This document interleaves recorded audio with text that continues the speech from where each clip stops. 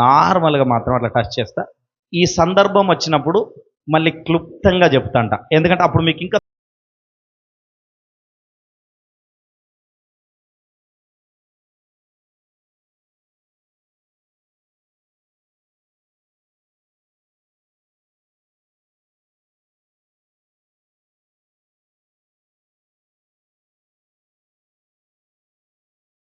మహాసంబర వారందరూ కలిసి ఆలోచన చేసి యేసుని బంధించి తీసుకొని పోయి పిలాతునకు అప్పగించిరి.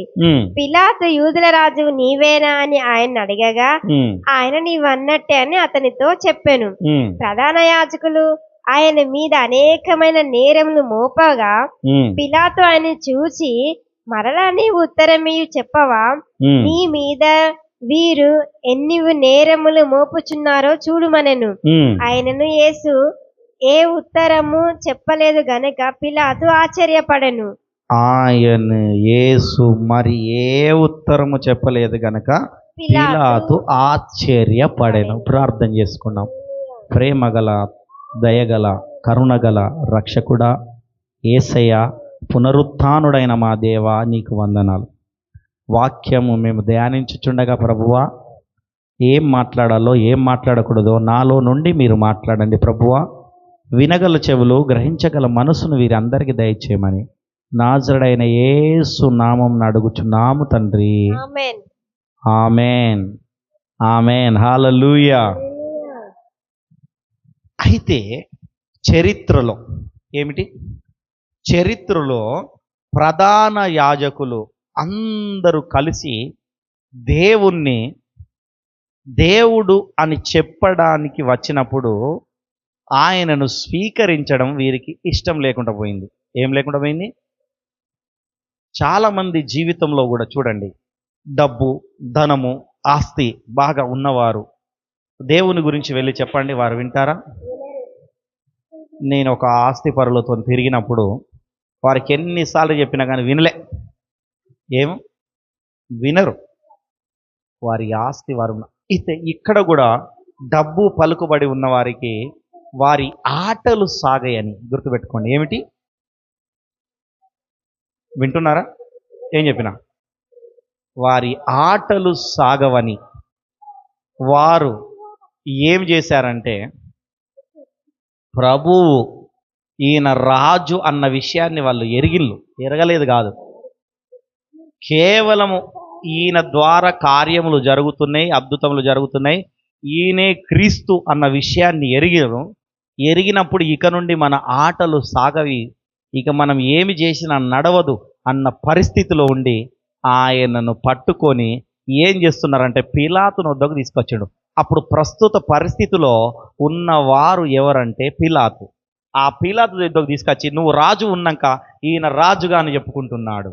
అర్థమవుతుందా?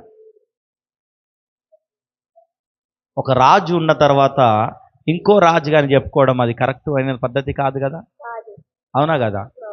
ఆ విషయాన్ని లాజికల్గా వాళ్ళు పట్టుకున్నారు, పాయింట్ని పట్టుకున్నారు. మరి ఈయన సజీవుడైన ఆ రాజును నియమించింది కూడా ఈ రాజే అన్న విషయాన్ని వాళ్ళు ఎరగట్లేదు. మైకులు బంద్ చేయండి, ఎప్పుడప్పుడు బంద్ చేసుకోవాలి, మళ్ళీ అవసరం ఉన్నప్పుడు ఆన్ చేసుకోవాలి అన్న విషయాన్ని వాళ్ళు దైవికముగా వాళ్ళు గుర్తెరిగినా కానీ, దేవుణ్ణి ఎంత గుర్తెరిగినా కానీ వారిలో ఉన్న ఈ ఏమిటంటే భావన రాజుగా వీరు ఒప్పుకోవడానికి ఇష్టపడట్లేదు. యూదుల రాజు నీవేనా అన్నప్పుడు ఆయన ఏమన్నాడు? నీవన్నట్టే, నేనే క్రీస్తును, నేనే మిమ్మల్ని కాపాడడానికి వచ్చిన వాడిని, నేనే మీ పాపాలను నుండి విముక్తి కలగజేయడానికి వచ్చిన వాడిని, నేనే ఆయన అన్నప్పుడు చూడండి, ఇంకెన్నో నేరములు ఆయన మీద మోపుతున్నారు, ఎన్నో చేసినా కానీ ఆయన మరి ఏ ఉత్తరం ఇవ్వలేదట. ఏమనలేదు. ఎందుకు ఉత్తరం ఇవ్వలేదయ్యా అంటే, నీ గురించి నా గురించి అది జరగవలసినదై ఉన్నది. హల్లెలూయా. నీ పాపములు నా పాపములు కడగడానికి పాప పరిహారార్థ బలి జరగవలసి ఉన్నది. అర్థమైందా? ఒకసారి వేదములో ఉంటుంది, శ్రేష్టమైన ఒక గొర్రె పిల్లను తీసుకొని వధించి, ఒక గద ఉంటుంది, ఆ గద చుట్టూ అడ్డ దాన్ని చల్లలడ్డ, దాని రక్తాన్ని చల్లితే వారికి పాప పరిహారార్థం జరుగుతుంది. ఆ పాప పరిహారార్థ బలి జరగాల్సినది ఎవరు అంటే యేసుక్రీస్తుకు సూచనగా అక్కడ రాయబడి ఉన్నది. అర్థమవుతుందా? ఇది ఎరిగిన వారు యేసును వెంబడిస్తారు, ఎరగని వాళ్ళు అక్కడనే పాతమే ఉంటారు. హల్లెలూయా. ఎందుకంటే యేసుని వెంబడించినప్పుడు నీ జీవితాన్ని మార్చుకునే వారమై ఉండాలి. పాత జీవితంలో నడుస్తా అంటే నడిచేది కాదు. నేను తింటా తాగుతా నా ఇష్టానుసారంగా నేను ఉంటా అంటే నడవదు. యేసును వెంబడించాలంటే యేసుక్రీస్తు వారు ఏ విధముగానైతే ఆయన భూమి మీదికి వచ్చి నడిచాడో ఆ విధంగా నీవు కూడా నడిచిన వారమై ఉండాలి. కనుక వీరికి కొద్ది మందికి నచ్చదు. అయితే అప్పుడు ఏం చేశారంటే వాళ్ళు పిలాతును తీసుకొచ్చాను. అంతకు ముందంట చూడండి, ఈ పిలాతును దగ్గరికి వచ్చినప్పుడు పిలాతు ఏం చేయాలి ఆయనకు అర్థమైతలేదు. ఈయనలో నాకు ఏ నేరం కనబడతలేదు. మీరు తర్వాత ఇంటికి వెళ్ళిన తర్వాత చదువుకోండి, నేను చెప్పుకుంటూ వెళ్తుంటాంట. అయితే ఆయన ఏమంటున్నాడు, అయితే లాస్ట్కు కూడా పిలాతు కూడా యూదుల రాజాను ఒప్పుకుంటాడు. ఎక్కడ ఒప్పుకుంటాడు చూడండి, 9వ వచనం చదవండి ఒకసారి. ప్రధాన యాజకులను అసూయ చేత యేసును అప్పగించిరని పిలాతు తెలుసుకొని, నేను యూదుల రాజును మీకు విడుదల చేయగోరుచున్నారా అని అడిగాను. ఏమని చూసిందంటగా, ఏమని తెలుసుకున్నాడట ఆయన? జస్ట్ అసూయ. ఈయన నీతి రాజ్యం తీసుకొచ్చినట్టున్నాడు. సాతానుకు అసూయ, బాధ ఏం చేస్తుంది? ఒక సైడ్ చర్చికి వెళ్ళాలనిపిస్తుంది, ఒక సైడ్ ఇంకోటి ఏదో పెద్ద పని వచ్చి పడుతుంది. ఇప్పుడు అటు వెళ్ళాలన్నా ఇటు వెళ్ళాలా, ఇటా ఏం చేయాలి అర్థం కాని పరిస్థితి. ఒక్కొక్కసారి దేవుని మీద అసూయ పడుతుంది, విసుకొచ్చేస్తుంటుంది. మా పాస్టర్కి ఏం పని లేదు, ఊకే చర్చికి రమ్మంటాడు, ఊకే దేవుని దొరతో ఫోన్ చేపిస్తాడు అన్న అసూయ కనుక వెళ్తా ఉంటుంది. ఒక్కొక్కసారి చేసినప్పుడు నీకు ఏడేర్పడుతుందా, నాకు తెలియదా, నాకు తెలుసు, నా ఒంట్లో నాకు లేదు అసూయ. ఇలాంటి అసూయతోని అప్పచెప్పారన్న విషయాన్ని ఈయన ఎవరు కనుక్కున్నారట? చూసిన ఒక మనుషుడు కనుగొన్నాడు.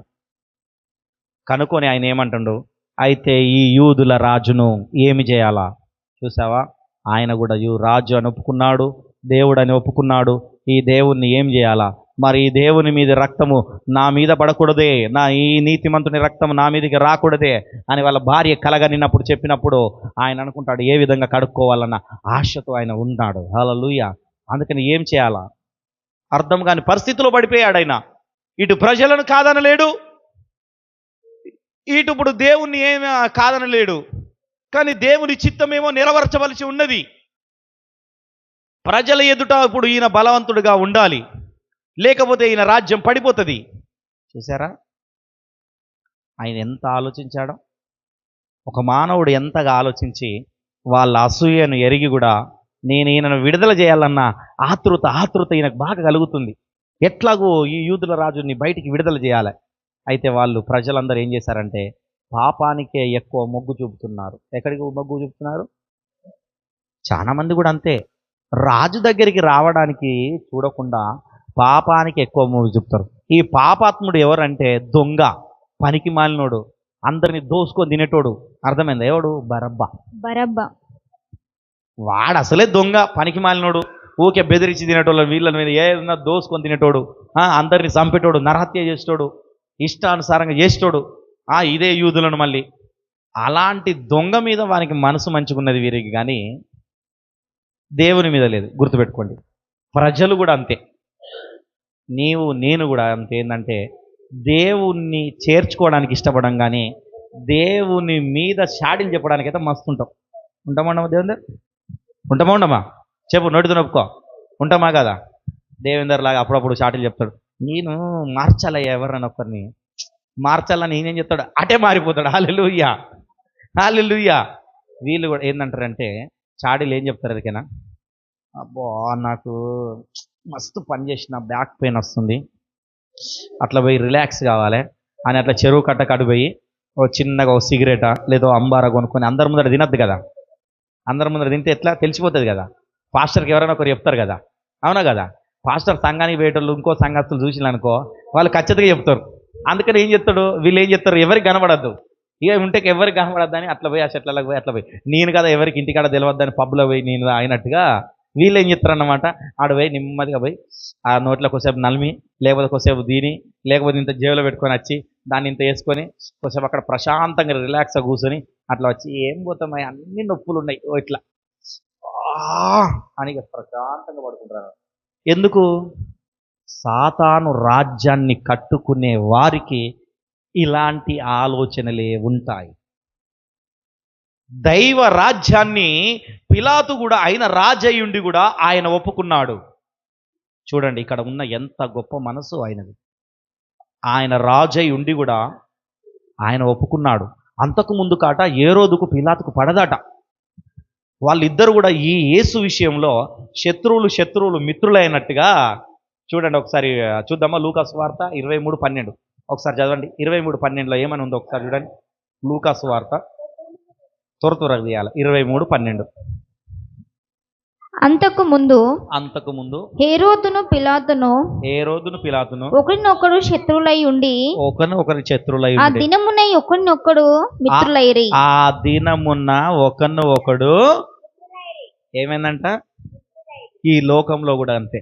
నీకెవరైనా శత్రువు ఉన్నారనుకో, ఇంకోటి శత్రువు ఉన్నారనుకో, ఆ శత్రువులు అందరూ ఒకటై వీడిని ఏం చేద్దాంరా అని ఆలోచించుకుంటారు. వాళ్ళకి శత్రుత్వం పడకపోయినా కానీ లాస్ట్కు చర్చలు జరుగుతుందంటే ఏం జరుగుతుంటే శత్రువులందరూ ఒకటైతారు.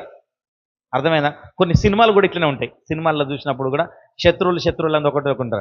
నేను భాషా సినిమా చూసినప్పుడు నాకు బాగా గుర్తు. 5 రూపాయల టికెట్ భాషా సినిమా, నేను ఫ్రీ, మా నాన్నకేమో 5 రూపాయల టికెట్. సైకిల్ మీద పోయి చూసినాం భాషా సినిమా.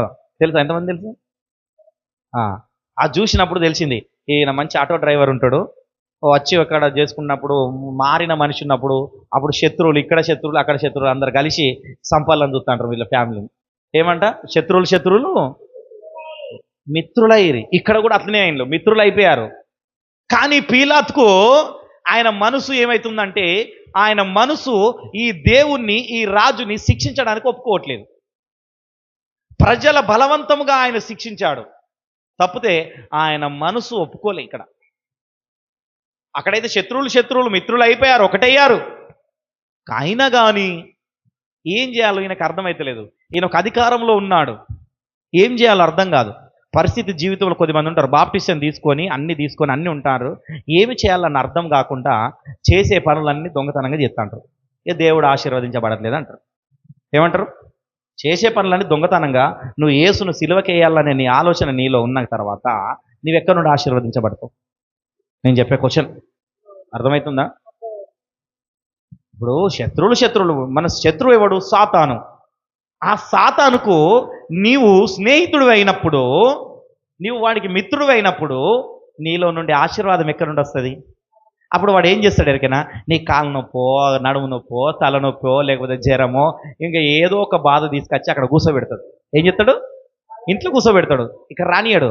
ఇక్కడికి వచ్చిందనుకో వాడు వెళ్ళిపోతాడు కదా. వాళ్ళు వెళ్ళిపోయినాక మంచుకుంటుంది కదా, ఇక్కడ కూర్చోగలుగుతాం. కష్టంగా వచ్చినా కానీ ఇక్కడ దేవుని సన్నిధిలో ఒక అడుగు పెట్టినావనుకో తర్వాత కూర్చుంటే ఆటోమేటిక్గా హీల్ అయిపోతాంటారు. నేను చెప్పాను కదా, నేనైతే ఎన్నో కష్టంలో పడుకుంటూ వచ్చినా కానీ నేను ఎంత హీల్ అయిపోతున్నా. హీల్ అవుతారు. అట్లా కూడా చాలామంది కూడా ఉన్నారు. నాకు 2-3 సార్లు లచ్చవ కూడా చెప్పింది, హీల్ అయిపోయింది. చాతకాకమైన దేవేందర్ కూడా చెప్పిండు, నాకు అస్సలు ఓపిక లేదన్న పరిస్థితులు వచ్చినప్పుడు కూడా దేవుని సన్నిధిలో కూర్చున్నప్పుడు పోయేటప్పుడు హీల్ అయిపోయారు. పోయారా లేదా? ఎందుకు? శత్రువుకు శత్రువు మిత్రుడు కాకూడదు. ఆ శత్రువు అనగానే చూడాలి మనం. వాడు మన శత్రువు. ఎన్ని బాధలు ఇబ్బందులు పెట్టినా కానీ వాడిని దన్నుకొని మనం వచ్చి దేవుని సన్నిధిలో కూర్చోవాలి. ఈయన ఎంతగానో పోరాటం చేసిండు. ఒక పండుగ ఉంది అక్కడ ఆ రోజు. ఆ పండుగ నాడు ఎవరినైనా ఒకరిని విడుదల చేయాలి. ఈయన ఏం చేస్తున్నాడు? ఈ యూదుల రాజును విడుదల చేయాలని చూస్తున్నాడు. ఈయన ఆలోచన అంత ఏమున్నది? మీరు వింటలేరు. అర్థమైందా? యేసు ప్రభును విడుదల చేయాలని ఈయనకున్నది. ఆ హేరోదు వారి ప్రజలకేమో యేసుక్రీస్తును సిలువ వేసి చంపాలని వానికున్నది. అర్థమైందా? దేవుని మనసు నీలో కలిగి ఉంటే, యేసు దగ్గరికి రావాలన్న మనసు నీలో ఉంటుంది. ఆ మనసు లేదు అంటే సాతాను దగ్గరికి వెళ్ళాలన్న మనసు ఉంటుంది. ఎవరన్నా ఒక్కరికే, గుర్తుపెట్టుకో, అర్థమవుతుందా? ఏదైనా ఒక పని చేయగలవు. ఎగ్జాంపుల్ చెప్తా. మన 2 చేతులు ఉన్నాయి. ఎన్ని చేతులు ఉన్నాయి? 2 చేతులు. ఈ పని చేసేది ఈ పని చేస్తుంది, ఈ పని చేసేది ఈ పని చేస్తుంది. అవునా కదా? అంతేనా కదా? ఇక 2 చేతుల్లో కూడా పని చేస్తామయ్యా, మరి దాని గురించి చెప్పకంటే దాని గురించి నేను మాట్లాడట్లేదు, పని గురించి మాట్లాడుతుంది. కానీ ఇక్కడ ఏంటంటున్నా, తినడము. ఇదేమిటి? ఇన్ను ఇదేం చేస్తుందంటే లోపలికి వెళ్ళడానికి పనిచేస్తుంది, ఇది బయటికి వెళ్ళడానికి పనిచేస్తుంది. అర్థమైందా? ఉన్నది, బైబిల్లో కూడా ఉన్నది. In and out. ఈ అవుట్ అయిన పనితో దీంతో కలుపుకొని తింటామా మనం? తింటాం? ఎవరైనా తింటామా? మన పిల్లలు కూడా ఇలా పట్టుకొని తింటుండే వాళ్ళకి ఒకటి కొట్టి ఈ చేత తినాలరా అని నేర్పిస్తాం.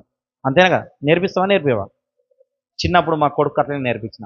ఎప్పుడైనా ఇదే వాడేటోడు, లెఫ్ట్ హ్యాండ్ వాడు, ఫుల్గా ఇదే ఫోకస్ వాడేటోడు.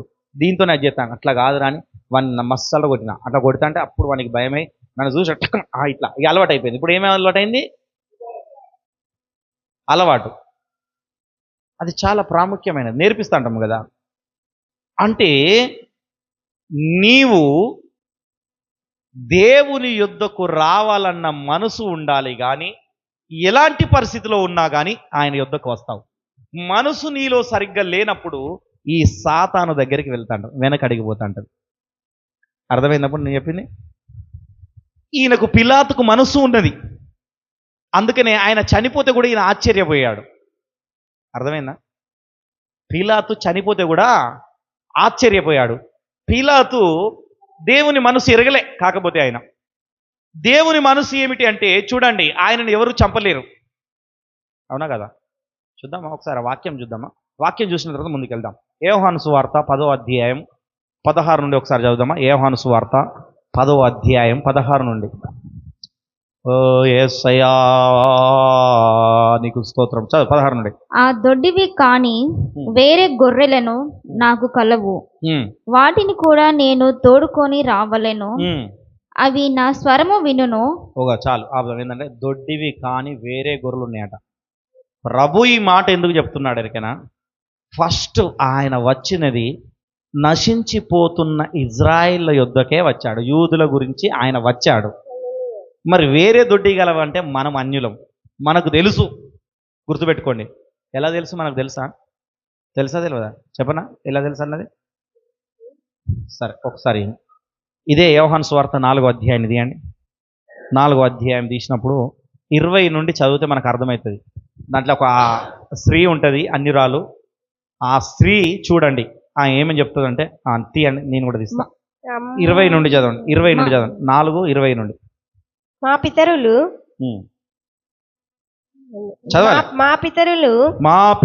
ఈ పర్వతమందు ఆరాధించిరి గాని ఏం చేశారట?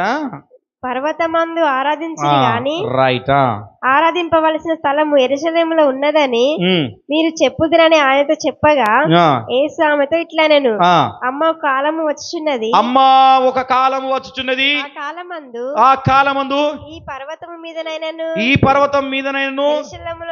యెరూషలేములోనైనను మీరు తండ్రిని ఆరాధింపరు. ఏమంట? ఎవరిని ఆరాధింపరట? తండ్రిని ఆరాధింపరు. ఇప్పుడు యెరూషలేములో తండ్రిని ఆరాధిస్తున్నారా? పర్వతంలో ఆరాధిస్తున్నారా? ఆరాధింపరు. ఈమె బాధపడుతుంది. ఈమె ఒక అన్యురాలు, కానాను స్త్రీ, అన్యురాలు. ఏమని బాధపడుతుంది ఎరికేనా? ప్రభు ఈమె దగ్గరికి వచ్చి అక్కడ ఏముంటుందంటే, బావి దగ్గర, యాకోబు బావి దగ్గరికి వస్తుంది, నీళ్లు చేదుకోవడానికి వచ్చింది ఆమె. ఆయన అక్కడ ఉన్నప్పుడు ఆకలి కొనుతున్నారనగానే శిష్యులు అందరూ వెళ్ళి ఊర్లోకి వెళ్ళి ఏమన్నా దొరుకుతుందేమో తీసుకురావడానికి వెళ్తారు. ఈయన అక్కడ కూర్చున్నప్పుడు ఆ స్త్రీ వస్తుంది. స్త్రీ వచ్చినప్పుడు ఆ స్త్రీకి ఈయనకు సంభాషణ జరుగుతుందంటది. ఆమె పాపంలో ఉన్నది. ఆమెకు నీ భర్తను తీసుకురా, నేను ఇచ్చే జీవజలం నీళ్ళు ఇస్తా అంటాడు. అంటే నాకు భర్త లేడంటే నీకు 5 పెనిమిటిలు ఉన్నారని చెప్తుంది. అనగానే ఆయన చెప్పగానే ఆయన విని అప్పుడు ఏమంటదంటే, నీవు ప్రవక్తవు, నీవు క్రీస్తు అని నేను ఎరుగుదును అంటది. హల్లెలూయా. ఏమని చెప్పింది? ఆమె చూసి ఆమె ఒక్కసారి మాట్లాడితేనే ఈయన దేవుడు ఆరాధించిండు. అప్పుడు ఆయనతో చెప్తుంది. అప్పుడు ఆయనతో ఏం చెప్తుందంటే, ప్రభువా, ఆయనకు తెలుసు నీవు వారి మీదే ఇష్టం ఉండి వచ్చినావు కదా, అప్పుడు మా పితరులను కూడా తీసుకొచ్చినప్పుడు, వాళ్ళతో తీసుకొచ్చినప్పుడు, అయ్యో పితరులను గుర్తున్నదా లేదా? అది కాదు నేను అనేది. పితరులు తీసుకొచ్చినప్పుడు అంటే యూదులతో పాటు అన్యులు కూడా బయటకు వచ్చారు కదా, మనం చదువుకున్నాం కదా సంఖ్యాకాండంలో. మర్చిపోయారా? నిర్గమకాండం, సంఖ్యాకాండంలో ఐగుప్తులో నుండి మర్చిపోయారా? ఆ విషయాన్ని గుర్తు చేస్తున్నది ఈమె. ఏం చేస్తుంది చూడు, ఎంత తెలివి కలదో. తాత ముత్తాతల విషయాన్ని గుర్తుపెట్టుకున్నది. అర్థమైందా? చూడు, దేవుని గురించి చూసావా, ఆమెలో ఎంత నిరీక్షణ ఉంది. ఈ మెస్సయ్య వస్తాడన్న విషయం ఆమెకు తెలుసు. అప్పుడు అదే మెస్సయ్య వస్తాడు, కానీ ఆయన ఏం చేస్తున్నాడంటే మొదట యూదుల గురించి వస్తాడన్న విషయం తెలుసు, తర్వాత నా గురించి చనిపోతాడు, ప్రాణం పెడతాడన్న విషయం తెలుసు. కానీ ఆమె ఏం చేస్తుందంటే అప్పటి నుండి ఇప్పటి వరకు ఆరాధించుకునే స్థలం లేదయ్యా, మేము ఆరాధించుకోవడానికి లేదు, వాళ్ళందరూ మమ్మల్ని వెళ్ళగొట్టారు ఆయన దగ్గర నుండి, మా దేవుడని నిన్ను అక్కడనే ఉంచుకొని వెళ్ళగొట్టారు, మాకు ఆరాధించుకోవడానికి సమయం లేదు, దేవుడు లేడు, కనుక ఇప్పుడు మేము ఏం చేయాలి అని ప్రభువుని అడుగుతుంది. అర్థమైందా? ఆమె ఎరిగినది ప్రభువును ఒక్కసారి చూడగానే, ఒక్కసారి మాట్లాడగానే ఎరిగినది. కానీ నేను ఎరిగి కూడా ఆయనను వెంబడించట్లేదు. అర్థమవుతుందా? నీ ఇష్టానుసారంగా వెంబడిస్తూ తిరుగుతున్నావు. ఆ ప్రజలు చూసి కూడా ఈ రాజును, యూదుల రాజును సిలువేయండి అన్నారు. కానీ ప్రభువు నా గురించి వచ్చావని రిసీవింగ్ చేసుకోలే. మనం కూడా యేసుక్రీస్తును మరలా మరల మరల మరల మరల మరల నువ్వు సిలువ నేను వేస్తున్నాము. హల్లెలూయా. ఈమెన్నది అప్పుడు లేదే అన్నప్పుడు ఆయన అప్పుడు మళ్ళీ ప్రవచనం చెప్తున్నాడు. వారే తెలుసుకోని స్థితి ఒకటి వస్తుంది, అక్కడ రాయి నిలవదు, అక్కడ ఆరాధించని స్థితి వస్తుంది. మరి ఎక్కడ ఆరాధిస్తారట? ఇప్పుడు నీ దగ్గర ఆరాధించే సమయం వచ్చింది. హల్లెలూయా. ఆడ ఉందా లేదా? చదవండి, చదువుకుంటా పోండి, చదువుకుంటూ వెళ్ళండి త్వరగా. నా మాట నమ్మరు, మీకు తెలియని దానిని ఆరాధించువారు, మేము మాకు తెలిసిన దాన్ని ఆరాధించువారము. రక్షణ యూదుల్లో నుండనే కలుగుచున్నది. అయితే యథార్థముగా ఆరాధించువారు ఆత్మతోనూ సత్యముతోనూ తండ్రిని ఆరాధించు కాలము వచ్చుచున్నది, అది ఇప్పుడు వచ్చేయున్నది. నన్ను ఆరాధించువారు అట్టివారే కావాలనని తండ్రి కోరుచున్నాడు. దేవుడు ఆత్మ గనుక ఆయనను ఆరాధించువారు ఆత్మతోనూ సత్యముతోనూ ఆరాధింపవలెను. ఆ స్త్రీ ఆయనతో క్రీస్తనబడిన మెస్సయ్య వచ్చునని ఎరుగుదును. ఆయన వచ్చునని నేను ఎరుగుదును. ఆయన వచ్చినప్పుడు మాకు సమస్తమును తెలియజేయునని చెప్పగా, యేసు మీతో మాట్లాడుచున్న నేనే ఆయనను ఆమెతో చెప్పాను. అలా చెప్పండి, అర్థమైందా కాలేదా? అయితే ఆమెకు తెలుసు. ఆమె ఏమంటుందంటే, అప్పుడు మాకు మెస్సయ్య వస్తానని చెప్పిండు అయ్యా, మా పితరులతో చెప్పిండు, మళ్ళా వస్తా అని చెప్పిండు. వచ్చినప్పుడు సమస్తమును చక్క పెడతాడట. ఏం పెడతాడట? చక్క పెడతాడు. ఇప్పుడు మన జీవితాలు చక్కబెట్టిండు దేవుడు ఎప్పుడో, కానీ మన జీవితాలను మనం చక్కబెట్టుకోవట్లేదు. ఏమంట? అయితే నేను మాట్లాడుతున్నది మరి ఆయన వస్తాడని విన్నాను, ఎరిగి ఉన్నాను. మరి నేను మాట్లాడుతున్న ప్రవక్తవు నీవేనా ఆ క్రీస్తువు అని డైరెక్ట్గా అడుగుతుంది. ఎందుకు అడుగుతుంది? ఆయన చూసి ఆయన ఒక్కసారి మాట్లాడినందుకే, ఒక్కసారి ఆయనతో మాట్లాడినందుకే, ఆమెతో మాట్లాడినందుకే ఆమె ఎరిగింది. ఒక్కసారి కాదు, నేను ఇప్పటికీ దాదాపు 300 మెసేజ్లు చెప్పాను, కానీ మీరు క్రీస్తుని ఎరగట్లేదు. ఎన్ని మెసేజ్లు? ఈ మైకులో కూడా కొద్దిమంది వింటున్నారు క్రైస్తవులు అనేవారు, కానీ ఎరగట్లా. అర్థమైందా? ఇష్టానుసారంగా వెళ్తున్నారు. ఒక్కసారి చెప్తా, ఇష్టానుసారం గురించి ఒకసారి నాకు గుర్తు చేయండి, చెప్తాను. దేవుని చిత్తం అయితే ఓకేనా? ఎట్లా ఉండాలి దేవుని సన్నిధిలో, బయట ఎలా ఉండాలి, క్రైస్తవులు ఏ విధంగా నడుచుకోవాలా అన్న విషయాన్ని చెప్తాను ఒకసారి. ఈమె అనగానే ఆయన అన్నాడు, అది నీతో మాట్లాడుతున్నది నేనే కదా. షాక్ అయిపోయింది ఆమె. ఈమె విన్నది ఇంత త్వరగా వస్తాడు, మళ్ళీ మరల నాకే కనబడతాడు అన్న విషయం ఆమెకు తెలియదు. హల్లెలూయా. చూసావా, నువ్వు ఇన్నాళ్ళు మెస్సయ్య గురించి వింటున్నావు, కానీ ఈరోజు నీ జీవితంలోకి వస్తాడన్న విషయం నీకు తెలియదు. ఈరోజు వచ్చాడు, 2 అభిషేకం నీళ్ళకి వచ్చింది. ఏమొచ్చింది? హల్లెలూయా. అర్థమవుతుందా? నేను చెప్పేది అర్థమవుతుందా? ఈరోజు ఆరాధనలో ఎట్లా అభిషేకం దిగినది చూశారు కదా. ప్రభు అభిషేకం చాలా గొప్పది చెప్పిండు. అర్థమైందా? ఇప్పుడు వస్తుందయ్యా ఆ కాలం, ఇప్పుడు వచ్చింది. నేను వచ్చాను కదా, యేసుక్రీస్తు నేను ముందుకు వచ్చాను కదా, ఆ కాలం ఇప్పుడే మొదలవుతుందని చెప్తున్నాడు మళ్ళీ ఈమెతో కూడా. అవునా కదా? 2026 సంవత్సరాల క్రితం మొదలైంది ఇక కాలం. ఇది 2026 కదా. అప్పుడు మొదలైన కాలం ఆయనను ఆరాధించేటోళ్ళు ఎట్లా ఆరాధిస్తారట? ఆత్మతోనూ సత్యముతోనూ ఆరాధించుతారు అని చెప్తుంది. హల్లెలూయా. ఈ విషయము శిష్యులకు తెలియదు. శిష్యులకు మరుగు చేశాడు దేవుడు. శిశువులను కూడా ఎక్కడికి పంపించాడు ఎరికెనా? నశించిపోతున్న ఇజ్రాయేల్ యుద్ధకే వెళ్ళుడు కానీ వేరే కాడికి ఎక్కడికి వెళ్ళాడు అంటాడు. మత్తయి స్వార్థ తీయండి చెప్దాం, ఎక్కడ శిష్యులను ఎక్కడికి పంపించాడు చూద్దాం. మత్తయి స్వార్థ 10వ అధ్యాయం 5-6 వచనాలు చూడండి. 10:5-6. అప్పటిదాకా అన్యుల దగ్గరికి రాలేదు. ఆ 12 మందిని పంపుచు యేసు ఆ 12 మందిని పంపుచు వారిని చూచి వారికి ఆజ్ఞాపించేది ఏమనగా, మీరు అన్యజనుల దారిలోనికి వెళ్ళకుడి. ఎక్కడికి పోద్దంటున్నాడు? మన దగ్గరికి రాకండి అంటుండు. చెప్పండి. సమరయుల ఏ పట్టణంలో ప్రవేశింపకుడి గాని, సమరయములో ఏ పట్టణం, అన్యజనులు ఉన్న పట్టణంలో ఏ పట్టణంలో ప్రవేశించక గాని, ఇశ్రాయేలు వంశంలోని నశించిన గొర్రెల యొద్దకే వెళ్ళుడి. చూడండి ఎందుకు ఆ మాట చెప్పాడంటే, ఆయన బ్రతికున్నంత కాలమన్నా వీరన్న తెలుసుకుంటారేమో ఆయన ఆశ. ఏమంట? ఈ నశించిపోతున్న గొర్రెలు తెలుసుకున్నాయి, ఏవి? అన్యులు తెలుసుకున్నాయి. దేవుడు మాకు అప్పుడు పితరులను తీసుకొచ్చినప్పుడు మెస్సేజ్ వస్తుండన్న విషయం ఆమె ఎరగలేదు, అన్యురాలు. అర్థమైందా కదా? అన్యురాలకు సమరాయులకు వాళ్ళందరికీ తెలుసయ్యా నేనెవరో, కానీ వీళ్ళకి తెలియదు. ఎవరికి? వీళ్ళకి తెలియదు, వీళ్ళు పనికి మాలిన వాళ్ళు. అర్థమైందా? తెలిసిన వారు ఆశీర్వదించబడతారు. యేసు గురించి తెలియని వారు ఎక్కడేసిన గొంగలు అక్కడే ఉంటుంది. రైట్. చిన్న సింపుల్ నేను చెప్తున్నా.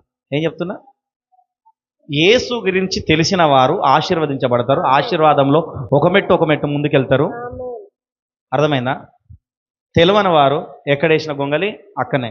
ఇది ఇక్కడ వేసిన అంటే ఇక్కడనే ఉన్నది అంటే ఎందుకు ఉన్నది అంటున్నావా? యేసు అంటే నీకు తెలియదు.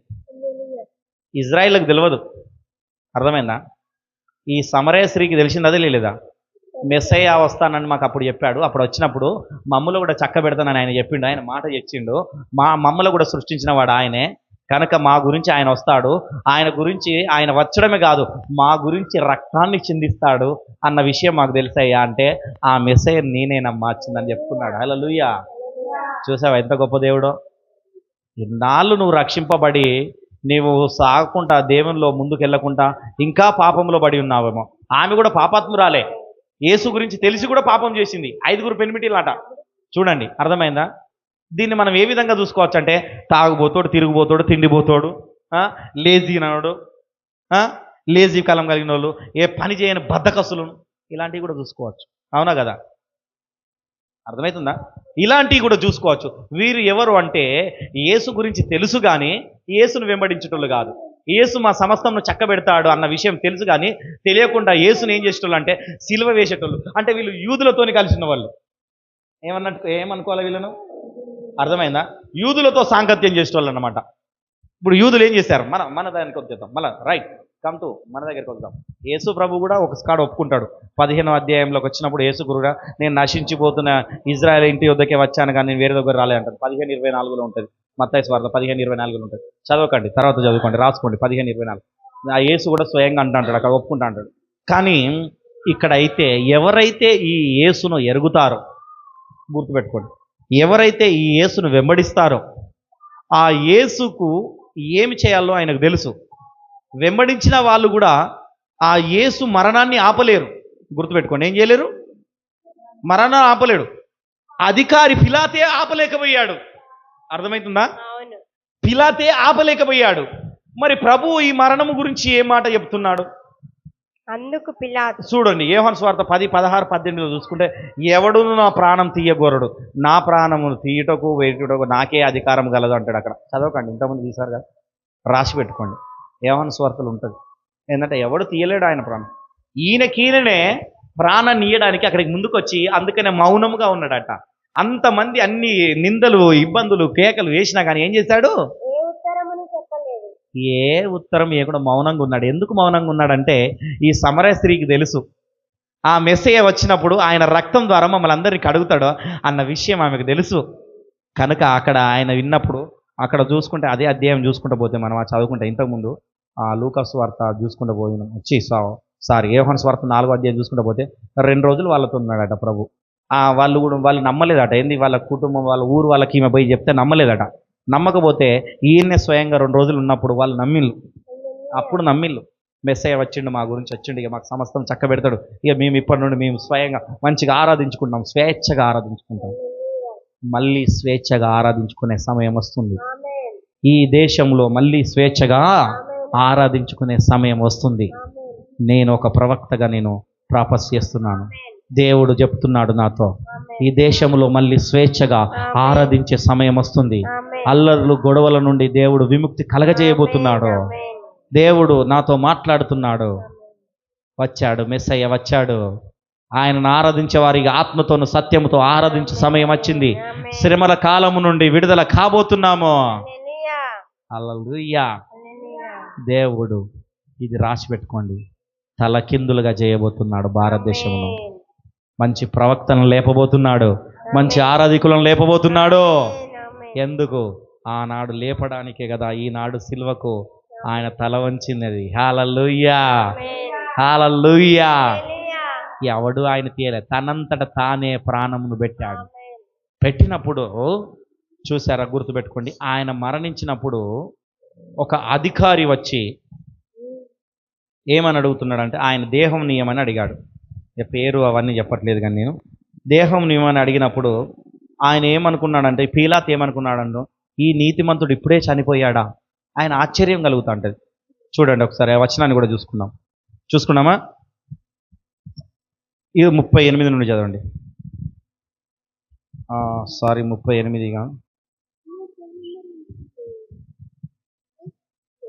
33 నుండి చదువుకున్నాం. 33 నుండి చూసుకున్నాం. 15 మధ్యాహ్నం మొదలుకొని 3 గంటల వరకు ఆ దేశం అంతటా చీకటి కమ్మెను. 3 గంటలకు యేసు ఎలోహి ఎలోహి లామా సబాక్తి అని బిగ్గరగా కేక వేశాను. ఆ మాటకు నా దేవా నన్నెందుకు చేయివిచ్చు అని అర్థము. దగ్గర నిలిచిన వారిలో కొందరు ఆ మాటలు విని అదిగో ఏయను పిలుచున్నారు. 42 సారీ సిస్టర్ 42 నుండి చదవండి. 42 నుండి చదవండి.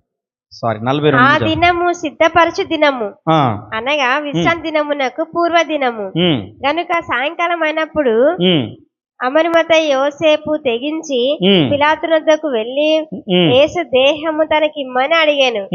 అతడు ఘనత వహించిన ఒక సభ్యుడై దేవుని రాజ్యము కొరకు ఎదురు చూచున్నాడు. పిలాతు ఆయన ఇంతలోనే చనిపోయినా అని ఆశ్చర్యపడి ఒక శతాధిపతిని తన యుద్ధకు పిలిచి ఆయన ఇంతలోనే చనిపోయినా అని అతన్ని అడిగాను. చూసారా, గుర్తుపెట్టుకోండి, ఎందుకు ఆ మాట అడుగుతున్నాడు తెలుసా? ఈ పిలాతు కూడా ఆయన రాజు, ఈయన దేవుడు అని ఎరిగినాడు. అర్థమైందా? కానీ ఎరిగాడు, ఒక అధికారి కూడా ఎరిగి ఆయన ఇంతలోనే చనిపోయాడా? ఆయన ఎరిగిండు కాబట్టే ఒక సభలో ఒక నాయకుడు ఒక మంచి చదవది వచ్చినప్పుడు అడిగినప్పుడు ఇచ్చాడు. లేదా వేరేటోళ్ళు వస్తే ఇవ్వకపోవు. అర్థమైందా? ఈయన ఎరగలేదు, ఈయనకు కూడా కోపం ఉంటే ఆ శవాన్ని బాడీని ఇవ్వకపోవు. అర్థమవుతుందా? ఎవరికన్నా ఏదన్నా వస్తువు మీద ఒక ఎగ్జాంపుల్ ఉన్నది. దేవేందర్ దగ్గర ఒక వస్తువు ఉన్నది. ఆ వస్తువు నేను తీసుకున్నా, నా దగ్గర ఉన్నప్పుడు నేను ఒకక్కడ దాచిపెట్టిన వస్తువును దాచిపెట్టిన. నాకు దేవేందర్ మీద కోపం ఉన్నదనుకో, దేవేందర్ నేను ఎరగలేదనుకో, ఈ వస్తువును మళ్ళీ ఆయనకి ఇత్తనా? అవసరమైతే ఆ వస్తువు నాశనం అయ్యేదాకా అక్కడనే వస్తా, కానీ ఇత్తనా? ఆయనకు తెలియనియా. కానీ ఆ వస్తువు వేరేటోళ్ళు వచ్చి అడిగినా కానీ నేను ఇచ్చడానికి ఒప్పుకున్నానంటే ఆ వస్తువు నిజమైనది అంటే, అది ఈయనకు అవసరమైనది అంటే వీళ్ళు ఇట్లా ఈయన అనుకోవచ్చు, ఈయన రాజు దేవుడు అన్న విషయాన్ని ఎరిగిండు కాబట్టి ఆ దేహాన్ని ఇయ్యడానికి ఒప్పుకున్నాడు. That's all. ఇది అర్థమయ్యడానికి చెప్తున్నాను. అర్థమవుతుందా? ఆయన అందుకని ఆశ్చర్యపోయాడు. ఏమైనాడు? ఇంతలోనే చనిపోయాడా? ఆయన దేవుడై ఉండి ఇంత త్వరగా చనిపోయాడా? అర్థమవుతుందా? ఇంత త్వరగా చనిపోయాడు, ఆశ్చర్యపోయిండు. వీళ్ళు నమ్మట్లేదు, ఆయన నమ్మి ఏం చేస్తున్నాడు? ఒక శతాధిపతిని పిలిచిండు, ఒక సైనికుని పిలిచి, ఏమయ్యా వాళ్ళు చెప్తున్నది నిజమేనా? శతాధిపతి కూడా ఒక సైనికుడుగా చూసి ఆయనను చూసి ఈయన నిజంగా దేవుని కుమారుడు అని మారు మనసు పొందాడు. హల్లెలూయా. సరే, ఆయన పొందిండి, అయిపోయిన తర్వాత 3వ దినమున ఆయన తిరిగి లేచాడు. తిరిగి లేచిన తర్వాత ఇక్కడ ఏమన్నుంటుందంటే, ఇక ఆయన వస్తున్నాడు. 16వ వచనంలోకి వెళ్ళిపోదాం. అప్పుడు చూద్దాం. విశ్రాంతి దినం గడిచిన 16 మగ్దలేని మరియయు కాదు 16వ అధ్యాయం 16వ అధ్యాయంలోకి వెళ్ళిపోదాం. విశ్రాంతి దినమందు గడిచిపోగానే మగ్దలేని మరియయు యాకోబు తల్లి అయిన మరియయు సలోమియు వచ్చి ఆయనకు పూజ చేయవలనని ఉమ్, సుగంధ ద్రవ్యములు తీసుకొనిరి. ఉమ్, వారు ఆదివారమున పెందలకడ లేచి ఉమ్, బయలుదేరి ఉమ్, సూర్యోదయం అయినప్పుడు సమాధి యొద్దకు వచ్చుచుండగా ఉమ్, సమాధి ద్వారము నుండి ఉమ్. మన కొరకు ఆ రాయి ఒకడు పొర్లించుచున్నానని. చాలు ఇక మళ్ళీ ఇదంతా చదివితే మళ్ళీ లేట్ అవుతుంది. మళ్ళీ నేను చెప్పుకుంటూ వెళ్తుంటా. అయితే వచ్చారు, ఎవరు వచ్చారు? వీళ్ళు మగ్దలేని మరియా, వీళ్ళు కొద్దిమంది వచ్చి ఏం చేశారంటే సుగంధ ద్రవ్యములు పెట్టుకొని ఆ బాడీ కుళ్ళిపోకుండా ఖరాబు కాకుండా దానికి రుద్దుదామని వచ్చేసారు. రాయిలం రుద్దడానికి వచ్చినప్పుడు వీళ్ళు ఏమని మాట్లాడుకుని వస్తున్నారంటే, మరి పెద్ద రాయి పెట్టిల్లు అడ్డు, ఆ రాయి మన కురాన్స్కి ఎవరు తీస్తాడు? మరి ఎట్లా, ఎవరిని అడగాలి? ఆ రాయి జరపాలి కదా, అవునా కదా? ఎవరైనా ఒక సాయం చేయాలి కదా. వీళ్ళంతా బలవంతులు కాదు కదా, అంతేనా కదా? చర్చి తాళం వేసి ఉన్నది, చర్చి ఊడవాలని మీకు అనిపించింది. వచ్చిన మీ దగ్గర తాళం చేయలేదు అనుకో, ఎవరి దగ్గర తాళం చేయి ఉంటుంది అని ఆలోచిస్తారా లేదా? వీళ్ళు ఆ విధంగానే ఆలోచించుకుంటూ వస్తాను, ఆ రాయిని ఎవరు తీయాలయ్యా అనుకుని వస్తుంటే వీళ్ళు అది ఈ విషయాన్ని ఎరగట్లేదు. ప్రభు చెప్పాడు కదా 3వ దినమున లేస్తానని, చెప్పిన విషయాన్ని మర్చిపోయారు. చూసావా యూదులు ఎంత అదే చూసి నమ్ముతారు, చూడకుండా నమ్మింది మనమే. అందుకనే మనం ధన్యులం. అందుకనే ప్రభు చెప్తున్నాడు ఆమెతో. ఏం చెప్పాడు? ముందుగానే చెప్తున్నాడు. 4వ సువార్త ఏమని చెప్తున్నాడు? ఏమని చెప్పాడు? చూసి నమ్మిన వారు కంటే చూడక నమ్మిన వారు ధన్యులు. చూడకుండా నమ్మింది ఎవరు? మనం. ఎవరు? మనం ధన్యులమా కాదా? ధన్యులం. ఎంతమంది ధన్యులు? ధన్యులైన వాళ్ళందరూ గట్టిగా హల్లెలూయా చెప్పండి. హల్లెలూయా, హల్లెలూయా, హల్లెలూయా, హల్లెలూయా. హల్లెలూయా. మధ్యలో వాక్యానికి బాగా కనెక్ట్ అవుతున్నారు మీరు. దేవుడు మిమ్మల్ని దీవించును గాక, ఇంకా అత్యధికంగా వాక్యం గురించి మీకు తెలియపరచును గాక. ఆమేన్. చూసావా ఆ స్త్రీ కూడా ఏ విధంగానైతే అన్నదో వీరు కూడా అనుకున్నప్పుడు ఏం చేస్తాడు? దేవుడు అక్కడ తెలిసి ఉన్నాడు. ఆ సమాధి తెరిచి ఉన్నది. అక్కడ ఉన్నప్పుడు ఏం లేదు, వీళ్ళు పరిశాన్ అవుతున్నట్టే ఆ పక్కన ఒక ఆయన కూర్చున్నాడు. మీరు ఇంకా మృతుల్లో ఎందుకు వెతుకుతున్నారు? ఆయన ఇక్కడ లేడు మీకు చెప్పినట్టుగా. హల్లెలూయా, హల్లెలూయా. అయితే వీళ్ళు ఆ వెళ్ళి గలిలియాలో దాన్ని పాటించాలని చూస్తున్నాడు. చూసిన తర్వాత ఆయన ఏం చెప్తున్నాడంటే, అప్పుడు ఏమంటున్నాడంటే, ఎవరికి మొదట కనబడ్డాడంటే దయ్యములు 7 దయ్యములు పట్టిన ఆయన. ఆదివారం తెల్లవాడినప్పుడు యేసు లేచి తాను 7 దయ్యములను వెళ్ళగొట్టిన మగ్దలేని మరియకు మొదట కనబడెను. ఆయనతో ఉండిన వారు దుఃఖపడి ఏడ్చుచుండగా ఆమె వెళ్లి ఆ సంగతి వారికి తెలియజేసెను గాని ఆయన బ్రతికి ఉన్నాడని ఆమెకు కనబడనని వారు విని నమ్మకపోయిరి. ఆ తరువాత వారిలో ఇద్దరు ఒక పల్లెటూరికి నడిచిపోచుండగా ఆయన మారు రూపము గలవాడై వారికి ప్రత్యక్షమాయెను. వారు వెళ్లి తక్కిన వారికి ఆ సంగతి తెలియజేసిరి గాని వారు వీరి మాటలైనను నమ్మకపోయిరి. చూడండి, చూసినావా యూదులు ఎంత దుర్మార్గులు ఉన్నారో చూసినావా? ఏమంట, మనకు కూడా మనసు వస్తుంది అన్నమాట. అందుకని దేవుడిని ఇంకా దిక్కపరుస్తున్నాం. లేచిండనా మగ్దలేని మరియా దయ్యములు కొట్టిన మరియా చెప్పింది, ఆయన తప్పు చెప్పిందా? చెప్పలేదు, నిజమే చెప్పింది. వీళ్ళు ఇట్లా కాకపోయేవారకట ఒక ఇద్దరు నడుచుకుంటూ పోతా అంటే వాళ్ళకు మారు వేషంలో కనబడ్డట. ఈ మారు వేషం అన్నదాన్ని మహా గొప్పగా చెప్పుకోవచ్చు. ఏమిటి ఎరికైనా మారు వేషం అంటే? గుర్తుపెట్టుకోండి, ఎప్పుడన్నా మన కళలు కానీ దర్శనాలు కానీ వస్తుంటాయి. పాస్టర్ వచ్చి కొన్ని చేయాలని చెప్తుంటా అంటాడు. అర్థమైందా? ఎవరు? మనకు తెలిసిన పాస్టరు ఎవరన్నా ఒకరు వచ్చి తెలియాలని చెప్తాంటారు. పాస్టర్ అమ్మ వచ్చి తెలియజేయాలని చెప్పిందంటే దయ్యం. ఓపెన్ చెప్తున్నా, స్త్రీలు వచ్చి చెప్పారు కళలో అంటే కాదు. మన దేవుడు పురుషుడు. ఎవరు? మళ్ళీ అందరు చెప్పాలి. దేవుడెవరు? పురుషుడు. ఒక పాస్టర్ వచ్చి కళలో కానీ దర్శనంలో కానీ ఇలా కాదే నువ్వు ఇలా చేయాలని చెప్పినప్పుడు అది అంటే. ఎగ్జాంపుల్ నేను చెప్తా. నాకు ఒక పాస్టర్ వచ్చి నాకు చెప్పిండు, ఒక కళ పడినది నాకు. 6 గంటలకు నేను లేచిన, బయటికి వెళ్ళేసి వచ్చిన, మళ్ళీ పడుకున్నా. నేను కొంచెం బద్దకస్తుంది. నేను అమ్మగారు లేపుతాంటే నేను చాలా బద్దకస్తుంది. ఎవరైనా ఉన్నారా అంటే నేనే. మరి నైట్ అనుకో 12-1 గంట అయినా కానీ నిద్రపోను. ఆ టైంలో ఎవరు కాల్ చేసినాక టక్కున మాట్లాడతా. ఈ మధ్యలో ఆన్లైన్లో చెప్తున్నా. ఆన్లైన్లో కూడా 12 గంటల దాకా వాక్యం చెప్తున్నా. చూడండి, మీకు కూడా ఆన్లైన్ లింక్ పంపిస్తే ఎవరైనా వస్తే రాండి. ఆన్లైన్లో చెప్తున్నా. అయితే ఇక్కడ ఏమని కనబడ్డదంటే ఒక చెరువు ఉన్నది. ఏమున్నది? ఒక చెరువు ఉన్నది. దాంట్లో తెల్లటి నీళ్లు ఉన్నాయి, మంచి నీళ్లు ఉన్నాయి. నీళ్లు ఉన్నప్పుడు ఆ చెరువు ముందట ఒక పెద్ద బండి ఉంటుంది. ఏముంటుంది? నేను ఆ చెరువును చూసి నీళ్లు బాగా తెల్లగా ఉన్నాయి, తేటగా ఉన్నాయి అని చూసి వెళ్ళి ఆ చెరువు కాడ, ఇది ఆ చెరువు అనుకోండి ముందట, ఇది పెద్ద బండి అనుకోని బెండ కాడ వచ్చి నేను నిలబడి ఉంటా అంటే పోతుండంటే ఒక పాస్టర్ తెల్లని వస్త్రంలు వేసుకున్న పాస్టర్ నన్ను పిలిచిండు. ఏ రంజిత్ ఇట్రా అన్నాడు డైరెక్ట్.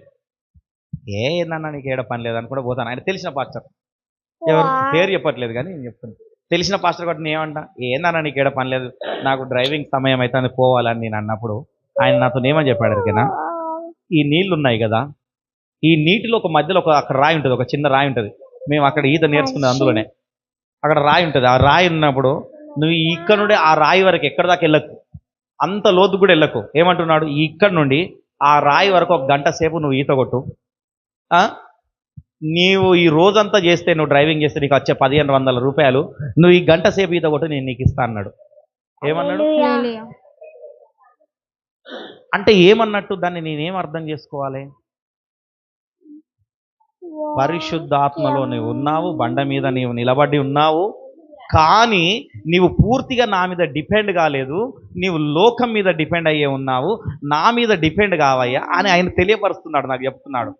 దాన్ని ప్రార్థన చేసుకున్నప్పుడు చాలా చాలా డీకోషన్ చేసుకున్నప్పుడు, ఓ ఇది నిజమే కదా, వాస్తవమే కదా, అర్థమవుతుందా, ఇది నిజమే కదా, వాస్తవే కదా అని రిలీజ్ అయ్యి ఏం చేశాను, దాన్ని అంతా పక్కన పెట్టేసి దేవుని పనిలో దిగాను. హల్లెలూయా. నమ్మదగిన వాడు ఆయన. అలా కొన్ని ఏంటంటే ఎంత చెప్పినా వినకపోతే ఇలా కళల ద్వారా, దర్శనాల ద్వారా దేవుడు చూపిస్తుంటాడు. చూపించినప్పుడు దాన్ని మనం సరి చేసుకునే వారమై ఉండాలి. ఏం చేసుకోవాలా? వీరికి ఎన్నిసార్లు చెప్పినా కానీ వీళ్ళకు అర్థము కాలే. ఆయన మారు వేషంలో వచ్చాడు, చూశాడు. అప్పుడు మారు వేషంలో వచ్చి చెప్పాడు దేవుడు నాకు. దేవుడు వచ్చి స్వయంగా చెప్పలేదు. ఏ వేషంలో వచ్చాడు? ఎవరు చెప్పారు? ఒకవేళ నేను కూడా మీకు ఏదన్నా మీతో డైరెక్ట్ చెప్పకుండా కానీ నేను ఒక కళలో కానీ దర్శనంలో కానీ నేను ఏదన్నా చెప్పాను అనుకో, అది వెంటనే నాకు తెలియపరచండి. ఏం చేయాలని చెప్తా. హల్లెలూయా. ఇంకా వేరే ఇంకెవరైనా పాస్టర్ వచ్చి మీకు తెలియపరిచినా కానీ నాకు చెప్పండి, నేను మాట్లాడతా. అదే కట్టబడడం, నెట్టుకబడదు దేవుని అందు. అయితే వీళ్ళు ఆ మాట వినలేదు. కానీ తర్వాత ఆయన ఏం చెప్తున్నాడంటే, తర్వాత ఏం చేసిన 14వ వచనంలోకి వచ్చేటప్పుడు ఆ 12 మంది శిష్యులు ఎంతమంది అంట? 11 మంది. ఎంతమంది? 11 మరి ఒకడు ఎటుపోయిండు? చచ్చిపోయిండు, ఊరేసుకొని చచ్చిపోయినారు. 11 మందికి కనబడాట. ఏం చేశాడు ఇప్పుడు చెప్పండి. ఇది చాలా ప్రాముఖ్యమైన. శిష్యులు భోజనముకు కూర్చున్నప్పుడు ఆయన వారికి ప్రత్యక్షమై తాను లేచిన తరువాత తన్ను చూచిన వారి మాట నమ్మనందున వారికి అపనమ్మక నిమిత్తమును హృదయ కాఠిన్యము నిమిత్తమును వారిని గద్దించెను. మరియు చాలు ఒక్క నిమిషం, మళ్ళీ తర్వాత వెళ్దాం. ఏం చేశాడట? గద్దించిండట. నమ్మలేదు. వాళ్ళు చూసి చెప్పినా కానీ నమ్మలేదు. నేను ఎన్నిసార్లు చెప్తున్నా, మారండయ్యా మారండయ్యా, అలా చేసేటి సరి అయినది కాదు, దేవుని మందిరంలోకి రాండి, నిలబడండి, ఈ మందిరంలో నాటబడిపోండి, నాటబడిపోతే దేవుడు నిన్ను మారుస్తాడు, నీలో ఇంకా లోపట ఏమైనా లోపం ఉన్నదా, అప్పుడప్పుడు ఆ కోపము ద్రోహం ఏదైనా ఉన్నదో దాన్ని తీసేసి వదిలిపెట్టు అని గద్దించినప్పుడు కానీ వీళ్ళు వినలే. ఇక్కడ ప్రభువు కూడా అంతమంది చెప్పినప్పుడు ఆ 11 మంది ప్రభుతో ఉన్న వాళ్ళని కూడా గద్దించుడు. వాళ్ళు చెప్పినప్పుడు మీరు ఎందుకు నమ్మలే? ఇదిగో ఇప్పుడు నేను స్వయంగా వచ్చినా చూడు. ఇప్పుడు చూసి తర్వాత ఏం చేయాలంటున్నాడు తెలుసా? స్వయంగా వచ్చిన తర్వాత మరియు మీరు సర్వలోకమునకు వెళ్ళి. ఎక్కడికి వెళ్ళంట? మీరు ఎవరికన్నా ఒక్కరికన్నా యేసు ప్రభు సువార్త చెప్పారా? చెప్పండి. ఎంతమంది మీ పక్కలో చెప్పింది సువార్త? మీకు తెలిసిన వాళ్ళకు. పాస్టర్ గురించి ఎంతమంది చెప్పిళ్ళు? నా గురించి ఎంతమంది చెప్పిళ్ళు? పాస్టర్ గురించి మీ పక్కలో. అదే సువార్త, గుర్తుపెట్టుకో. ఈ టైంలో మనం వెళ్ళలేం, గుర్తుపెట్టుకోండి. సర్వలోకానికి నువ్వు వెళ్ళడం లేదు. ఇప్పుడు సువార్త చెప్పాలంటే నీకు ఇది చాలా ప్రాముఖ్యమైనది, గుర్తుపెట్టుకో. ఏంటి ఇది? చాలా ప్రాముఖ్యమైనది. నేను అందుకనే డైలీ ఒక వాక్యాన్ని పంపిస్తున్నా. ఆ వాక్యాన్ని నువ్వు కూడా స్టేటస్ పెట్టుకో. నేను వేరే పంపించను, గుర్తుపెట్టుకో. అడ్డమైన అసలు పంపించా. మన గ్రూపులో కానీ గ్రూపులో వాక్యం పెడుతున్నా. ఎంతమంది గ్రూపును ఫాలో అవుతారా, గ్రూపును చూసి ఎవరైతే చెప్తారా అని ఫాలో కానప్పుడు చెప్తా. ఇప్పుడు చెప్తున్నా, ఈ వాక్యాలు చెప్తున్నా. ఏం చెప్తున్నా? అందరికీ నేను పంపించే వాక్యాన్ని మీరు పెట్టుకోండి, స్టేటస్ పెట్టుకోండి. అదే మీ సువార్త. అర్థమైందా? వేరే ఇప్పుడు మనం పోయి చెప్పలేం. బయటికి ఉన్న పరిస్థితిలో చెప్పే సమయం వస్తుంది, బయటికి వెళ్ళే పరిస్థితి చెప్పే సమయము దేవుడు ఇస్తున్నాడు. మళ్ళీ సర్వలోకమునికి వెళ్ళి సర్వ సృష్టికి సమయం. ఇప్పుడు చెప్పాను కదా, ఇంతకుముందు ప్రవచించాను కదా. అర్థమైందా? చదవండి. నమ్మి బాప్తిసము పొందువాడు రక్షింపబడును. అబ్బా ఏందట? నమ్మినవాడు రక్షింపబడును, నమ్మని వానికి శిక్ష విధింపబడును. నమ్మని వానికి శిక్ష విధింపబడును. నమ్మిన వారి వలన ఈ సూచక క్రియలు కనబడును. అబ్బా చూడండి, ఏమనగా చాలు, ఏం చూడండి, గుర్తుపెట్టుకోండి. నీవు నమ్మినప్పుడు, నీవు కూడా ఈ దేవుని పరిచర్య స్టార్ట్ చేసినప్పుడు నీలో కూడా సూచక క్రియలు కనబడతాయి. అదే సంఘం అంటే. గుర్తుపెట్టుకోండి, సంఘం అంటే ఏమిటి? అపోస్తుల కార్యంలో సంఘం అంటే ఏమిటి అని స్టార్ట్ అవుతుంది. ఈ త్వరగా ఈ కాంచెలి 2, 3, 4 అధ్యాయాలు అన్ని కలిపి చెప్తుండ త్వరగా అయిపోవడానికి బైబుల్. అపోస్తుల కార్యంలో అడుగుపెట్టిన తర్వాత ఒక్కొక్క అధ్యాయాన్ని వివరించుకున్నాం.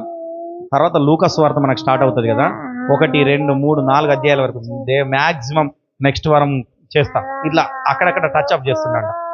ఓకేనా? అయితే ఈ సూచక క్రియలు ఇప్పుడు సోషల్ మీడియానే వాడుకోవాలి. మనం ఏం వాడుకోవాలి?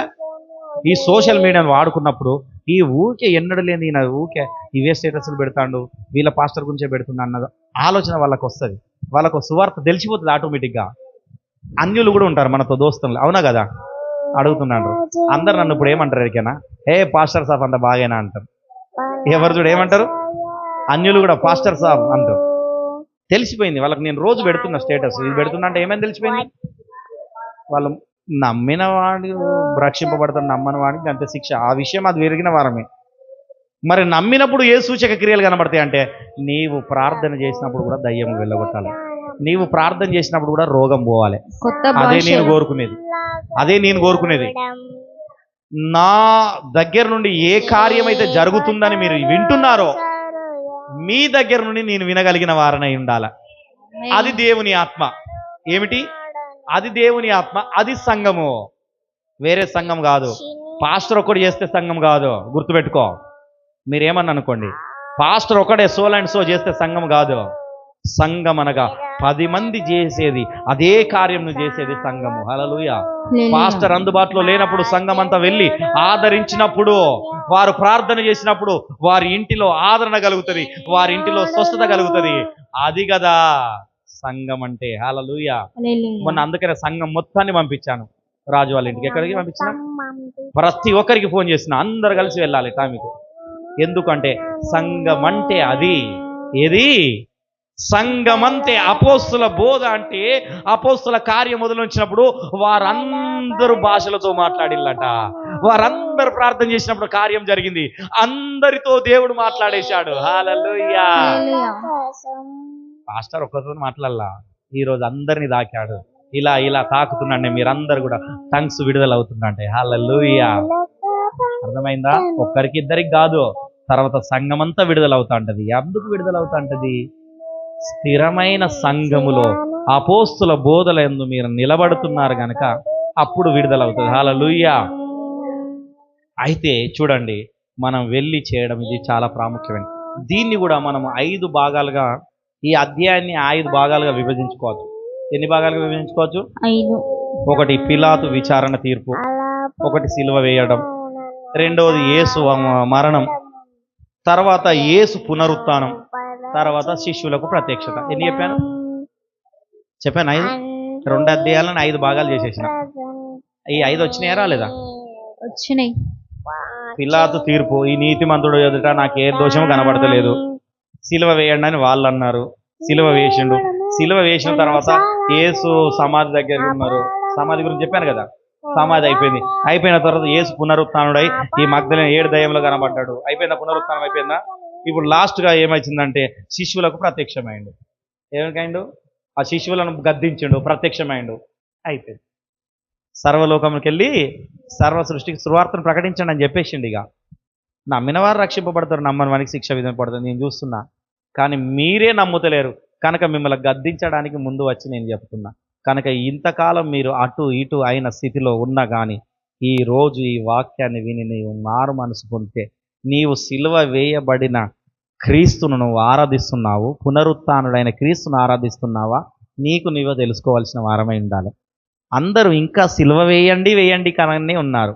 నేను సిలువ వేయబడిన క్రీస్తును కాదు నేను ఆరాధించేది, నేను పునరుత్థానుడైన క్రీస్తును ఆరాధిస్తున్నా. హల్లెలూయా. ఈ ఆదివారపు ఆరాధనే అది. అర్థమైందా? ఈ ఆదివారపు ఆరాధన ఏమిటి? యేసు అక్కడ లేడు, ఆ సమాధిలో లేడు. ఇంకా నేను క్రీస్తును బాధ పెట్టడానికి లేదు, ఇంకా పాపము చేసి ఆయనను సిలువ వేయడానికి నేను లేదు. అర్థమైందా? నేను పవిత్రుడిగా మారి పునరుత్థానమైన క్రీస్తుని ఎరగాల. ఆ సమరయ స్త్రీ కదా ఎరిగినట్టుగా, మాకు మెస్సయ్య వచ్చి అన్ని చక్కబెడతాడని ఎరిగినట్టుగా, అప్పుడు ఎరిగి ఆమె కూడా మారు మనసు పొంది ఏ విధంగానైతే సువార్తను ఊర్లోకి అందరికీ వెళ్ళి చెప్పిందో, ఈరోజు నువ్వు కూడా పునరుత్థానమైన క్రీస్తును లేచాడని ఎరిగి నీవు నమ్మి ఆయన్ను ప్రకటించడం మొదలుపెట్టాలి. ఏం చేయాలా? హల్లెలూయా. అప్పుడు నీ జీవితం మారుతుంది. అప్పుడు నీ జీవితం ఇంకా ముందుకెళ్తుంది. నీవు సిలువ వేసిన కీర్తును, ఒక్క నిమిషం, నీ సిలువ వేసిన క్రీస్తును ఆరాధిస్తున్నావు అనుకో, ఇంకా నీవు ఆయనను శ్రమ పెడుతున్నావు అన్నట్టు. సిలువలో మరణించాడు, లేచి మన మధ్యలో ఉన్నాడు. ఇప్పుడు ఆయనను సంతోషపెట్టవలసిన వారమై ఉండాలి. మనం ఏం చేయాలా అంటే, నీలో పాపము, శాపము, రోధము ఏదైనా ఉన్నదా, నీలో అపవిత్రత ఏదైనా ఉన్నదా, క్రీస్తుకు నీలో ఏ లోపమన్నా కనబడుతుందా, ఆ లోపాన్ని కడగగలిసిన వారై ఉండాలి. సోమరిపోతే కావచ్చు, తిరుగుబోతే కావచ్చు, తిండిపోతే కావచ్చు, పని దొంగ పనులే కావచ్చు, సంఘానికి రాకపోవడమే కావచ్చు, ఇలాంటివి ఏమున్నాయో అలాంటివి ఇప్పుడు మనం మార్చుకునే వారమై ఉండాలి. హల్లెలూయా. అర్థమైందా ఈరోజు వాక్యం? అర్థమైందా? అర్థం కాలేదా? ఈ విధముగా ఎప్పుడైతే మనం మార్చుకొని పునరుత్థానుడైన సజీవుడైన క్రీస్తుని ఎప్పుడైతే వెంబడిస్తున్నామో అప్పుడు మన జీవితాలు మారుతాయి. అప్పుడు మనకు అన్ని సమస్తము చక్కబెట్టడం జరుగుతుంది. హల్లెలూయా. ఇప్పుడు నీ జీవితం చక్కబడాలంటే నువ్వు క్రీస్తును సిలువ వేయకూడదు. ఇప్పుడు ఏం చేయకూడదు? ఒక్కసారి సిలువ వేయబడ్డాడు, మన పాపములు కడగబడ్డాయి, ఇప్పుడు మనం పవిత్రులుగా ఉన్నాము. ఇప్పుడు నీవు నేను పవిత్రుడం గనక ఇప్పుడు మళ్ళీ క్రీస్తును బాధ పెట్టే పనులు చేయకూడదు. అర్థమైందా? వీళ్ళలాగా ఇంకా యేసు క్రీస్తు వచ్చి చెప్పినా కానీ కొద్దిమంది మారరు. వాళ్ళ స్వభావం, పాత స్వభావం మారదు. ఇంకా క్రీస్తును సిలువ వేస్తూనే ఉంటాంటారు. ఇంకా దొంగతనం పనుగా చేసే పనులన్నీ దొంగతనంగా చేస్తా అంటారు. అప్పుడు ఏమవుతుంది? ఎక్కడేసిన గొంగలి అక్కనే ఉంటుంది. కనుక ఇలాంటి దొంగ పనులన్నీ మానుకొని ప్రభు ఎదుట ఖచ్చితముగా పవిత్రముగా, ఏ పాపము లేదు. ప్రభువును చూసినప్పుడు పిలాతుకు ఏ పాపము కనబడాలి, మనలో చూసినప్పుడు సాతానుకు ఏ పాపము కనబడకపోవద్దు. అర్థమైందా? సాతానుతో మిత్రత్వం చేయకూడదు. నువ్వు ఏ రోజు పిలోతులాగా మిత్రులుగా అవ్వకూడదు. శత్రువులుగానే ఉండాలి. అర్థమైందా? సాతాను నీ శత్రువు, నీవు సాతానుకు శత్రువు. మీరిద్దరు శత్రువులుగానే ఉండాలి, మిత్రులుగా ఉండకూడదు. అర్థమవుతుందా? మిత్రులుగా ఉండి క్రీస్తును బాధ పెట్టకూడదు. అర్థమైందా? సాతాను నిద్ర రప్పిస్తూ ఉంటుంది. ఆ నిద్ర పోకుండా దానికి మిత్రులుగా ఉండకూడదు. దాన్ని ఎదిరించి ఏం చేయాలి? రే, నువ్వు నా శత్రువు రబాయ్, నేను నీతో కలవను, నా క్రీస్తు కావాలి. నాకు ఎవరు కావాలా? నా క్రీస్తు కావాలి. ఆయన లేచి ఉన్న క్రీస్తు కావాలి. నేను మళ్ళీ ఆయనను సమాధికి చేయను, ఆయనను మళ్ళీ సిలువమయ్యేలాగా చేయను. నేను పునరుత్థానుడైన క్రీస్తును వెంబడిస్తా నేను. కనుక నీ జీవితం కూడా పునరుత్థానుడైన క్రీస్తును వెంబడించాల్సిందిగా కోరుకుంటూ ఈ సమయంలో ముగించుకుంటున్నాను. చూద్దాం. నీతో నడిచే ప్రతిక్షణము ఆనంద బాష్పాలు ఆగవై. అందరూ లేచి నిలబడండి. మన మధ్యలో ఉన్న మౌనిక సిస్టర్ ప్రార్థనలు నడిపిస్తాండ్రు.